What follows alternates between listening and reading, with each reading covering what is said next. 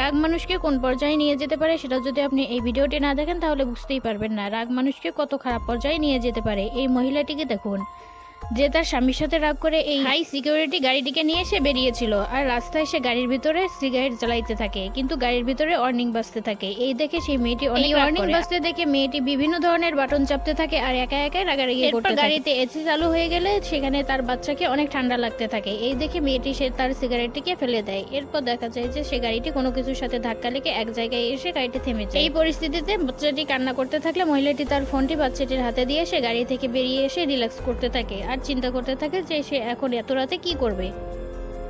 এমন সময় গাড়ির মধ্যে ওয়ার্নিং বাজতে থাকে, কারণ ওই ফোনের মধ্যে এই গাড়ির রিং ছিল, অর্থাৎ ফোন দিয়েই এই গাড়িটিকে কন্ট্রোল করা যেত। তাই বাচ্চাটি যেটা সেটা চাপাচাপি করার কারণে সেই বাচ্চাটির চাপার কারণে গাড়িটি চতুর্দিক থেকে লক হয়ে যায়। এখন তার মা কিভাবে ভিতরে ঢুকবে, তাই পরের পার্ট দেখতে চ্যানেলটিকে অবশ্যই সাবস্ক্রাইব করে রাখবেন। আল্লাহ হাফেজ।